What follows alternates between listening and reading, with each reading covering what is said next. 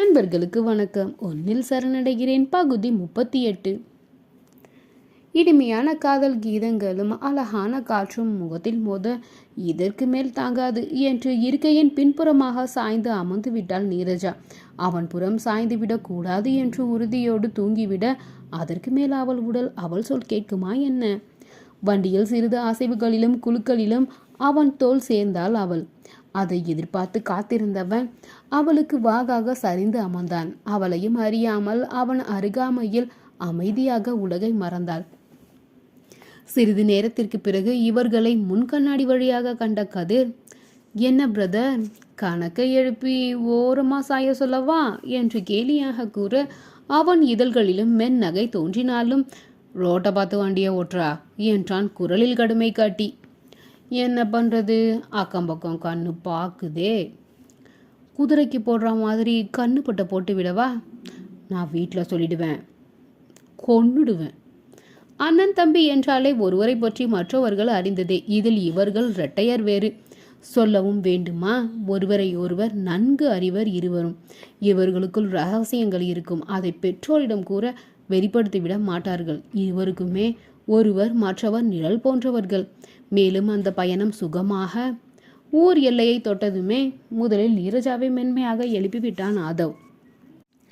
லேசாக விழிப்பு தட்ட முதலில் இருட்டில் என்னவென்று புரியாமல் விழித்தவள் பின் காலில் குலுக்கலும் அசைவும். பின் தன்னிலை உணர்ந்தவள் மெல்ல நிமிர அவன் தோல் சாய்ந்து உறங்கி இருப்பது புரிய அதிர்ந்து விலகி அமர்ந்தாள். அவளுடைய அதிர்வை பார்த்தவன், ரொம்ப ஓவரா பண்ணாத என்று அமைதியாகவும் அழுத்தமாகவும் கூற இவள் சுற்றும் உணர்ந்து கதிரை அதிர்வுடன் பார்க்க அவன் கர்மமே கண்ணாக வண்டி ஓட்டுவதை பார்த்து, கேட்டிருக்காது இவர் பேசினது, இவ்வளவு பக்கத்தில் இருக்காரு, கேட்காமலா இருக்கும்? இவள் அவனையே குறுகுறுவென்று பார்க்க ஆதவோ, கதிர், செல்வியை எழுப்பு, அவளை வீட்டில் விட்டு நாம போகலாம் என்றவன் அவள் தோளை மெதுவாக தட்ட அவளும் எழுந்தாள். அவளை வீட்டில் முதலில் விட்டுவிட்டே தங்கள் வீட்டை அடைந்தன. வீட்டை அடையும் போது வேகமாக வெளியேறி சென்றவள் செண்பகம் மட்டும் வாசல் திண்ணையில் அமர்ந்திருப்பதைக் கண்டு புன்னகைத்தவள், மணி 10 தாண்டி போயிட்டுருக்கு, நீங்கள் இன்னும் தூங்கலையா? அக்கறையாக கேட்டவளை, பொம்பளை பிள்ளை நீ வராம நான் எப்படி நிம்மதியாக தூங்குவேன்?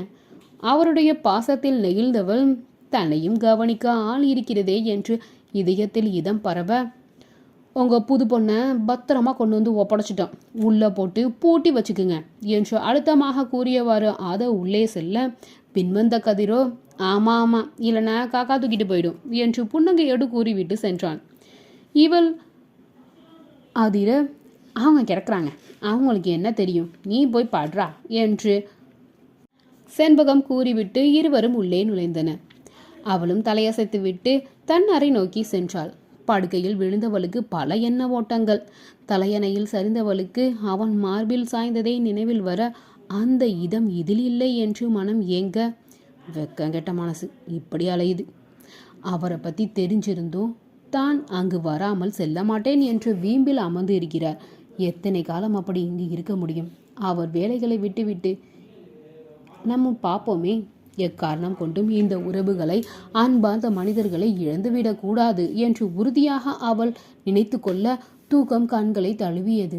நீண்ட நாட்களுக்கு பிறகு அவளுடைய நெருக்கமும் ஸ்பரிசமும் அவனை திக்குமுக்காட வைத்தது. எக்காரணம் கொண்டும் அவளை இழந்துவிடக்கூடாது என்று மனம் சண்டித்தனம் செய்ய, இதற்கு மேலும் தான் அமைதியாக இருந்தால் அவளை இங்கிருந்து நகர்த்தவே முடியாது.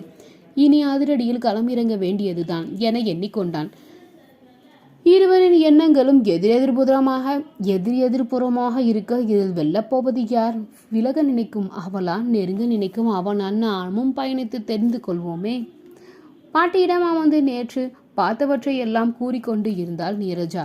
அவரும் ஆர்வத்தோடு கேட்க அங்கு புயலென வந்து சேர்ந்தாள் செல்வி. நீரஜா, விஷயம் தெரியுமா? ஆமாம், எனக்கே இப்போதான் தெரியும், உனக்கு எப்படி தெரியும் என்று கேள்வியும் அவளை கேட்டு பதிலையும் கூறிக்கொள்ள, நேற்று ஒரு நாள் தான் நான் ஊரில் இல்லை, அதுக்குள்ளே என்னவெல்லாம் நடக்குது பாரு. ஆமாம், இவ பெரிய பஞ்சாயத்து தலைவி, இவ இல்லைன்னா ஊரே ஸ்தம்பிச்சு போயிடும். போடி பக்கத்தை வேலை, என் வீட்டு பொண்ணுனாச்சும் ஊரில் ஒன்றை மதிக்கிறாங்க, இல்லைன்னா நாய் சீண்டுமா ஒன்றை. பாட்டி என்று பல்லை கடித்தவள் அவரை பார்த்து முறைத்து விட்டு, முன்னொரு காலத்தில் எப்படி இருந்தேன்னு நினைவு இருக்கா? பேச்சு துணைக்கு கூட ஆள் இல்லாமல் இருந்த இந்த நீரஜா வந்து உன்னை சீவி சிங்காரிச்சி புது பொண்ணு மாதிரி ஆக்கி வச்சிருக்கா. அந்த திமிரில் என்கிட்ட ஆடாத, சரியா இருக்காது என்று முறுக்கி கொண்டு அவள் திரும்ப, அதுக்கு முன்ன உள்ள காலத்தில் நான் எப்படி இருந்தேன்னு தெரியுமாடி? உன் தாத்தனே நான் கிழிச்ச கொட்டை தாங்கல மாட்டாரு. நீ எல்லாம் ஒரு ஆளா எனக்கு? நேற்று முளைச்ச காலாம். பாட்டியும் பேத்தியும் போட்டி போட்டு கொண்டுகள் பேசிக்கொள்ள நீரஜாவிற்குள் சிரிப்பு. உன்கிட்ட பேசி நான் ஏன் வந்தேனே மறந்து போயிடும் போல இருக்கு. நீரஜா நீ கேளு என்றபடி அவள் புறம் திரும்பியவள் குரலை தாழ்த்தி கிசுகிசு போடு. நேற்று இந்த தேவிக்கு திடீர்னு பொண்ணு பார்க்க வந்துட்டாங்களாம்.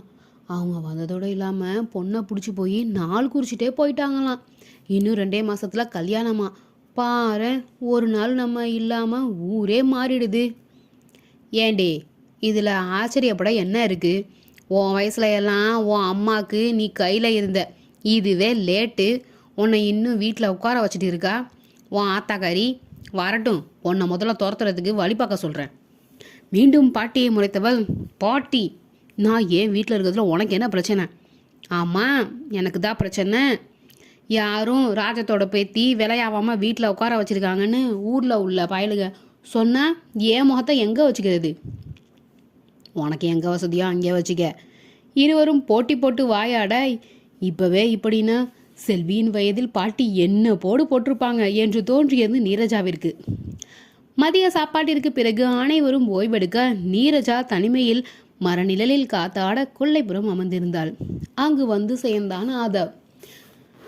சுற்றும் ஒரு முறை பார்வை சுழல விட்டவள், எதுக்கு இங்கே வந்தீங்க? உங்களுக்கு வேணா யாரை பற்றியும் கவலை இல்லாமல் இருக்கலாம். என்னால் அப்படி இருக்க முடியாது. நீங்கள் போறீங்களா இல்லை நானே போகட்டுமா என்று அவள் செல்ல முயல. நேத்து ராத்திரி எம்மா என்றான் அவன்.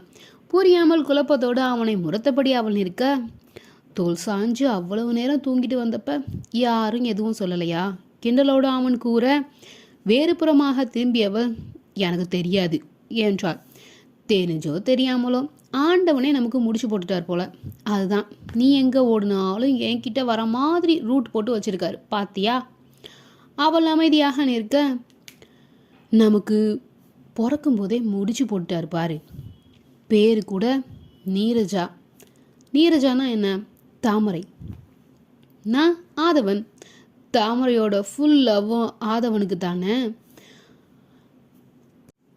அவள் சாய்ந்து நின்ற மரத்தில் செல்லமாக குத்தியபடி உல்லாசமாக அவன் கூற, அவனை எதுவும் தன்னால் செய்ய இயலவில்லையே என்ற ஆற்றாமையில் பொங்கிக் கொண்டிருந்தவளுக்கு மனம் அவனை வீழ்த்த வழி கிடைத்த திருப்தியில் நிமிர்ந்தவள் கேலியோடு அவனை நோக்கி, அடா ஆமா, தாமரைக்கு பொருத்தமானது கதிரவன் இல்ல என்று அழுத்தி கூற, அவள் எந்த அர்த்தத்தில் கூறுகிறாள் என்று உணர்ந்தவன் முடிக்கும் முன் அவள் தாடையை இறுகி பற்றினான்.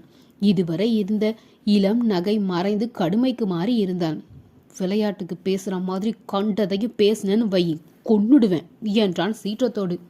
அவன் இரும்பு பிடி வழிக்க துவங்க முகம் சுளித்தவளை விடுங்க என்று திணற, அவள் பேசியதற்கு தண்டனையாக அவள் இதழ்களை சுவத்திவிட்டே அவளை விடுவித்தான்.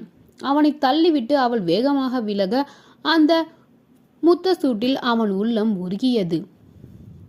இரவு படுக்கையில் உறங்காமல் விழித்திருந்த மோகனை பார்த்த தீபலட்சுமி, ஏங்க தூக்கம் வரலையா, உடம்பு வலிக்குதுங்களா என்று கேட்டவாறு காலை அமுக்கிவிட மனைவியை பார்த்தவர், அதெல்லாம் இல்லைப்ல, ஒரே யோசனை.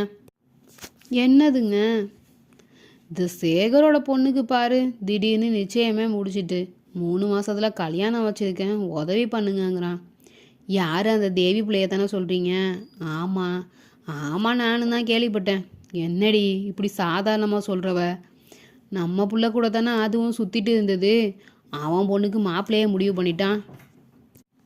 நம்ம பொண்ணை பற்றி சிந்திக்காமல் இருந்துட்டேன்னு எனக்கு கவலையாக இருக்குது. குரலில் வருத்தம் இலையோட, ஆமாங்க, நானும் தான் நினச்சேன். நாமளும் இதுக்கு மேலே அமைதியாக இருந்தால் நல்லா இருக்காது. நாளைக்கே என் அண்ணன் வீட்டில் போய் கேட்டு பார்ப்போம். அவங்களுக்கு விருப்பம் இல்லைன்னா வெளியே பார்க்க ஆரம்பிச்சிடலாம். ஆம் என்பது போல் தலையசைத்தார். இந்த கதை உங்களுக்கு பிடிச்சிருந்தா தொடர்ந்து கேட்டுட்டே இருங்க.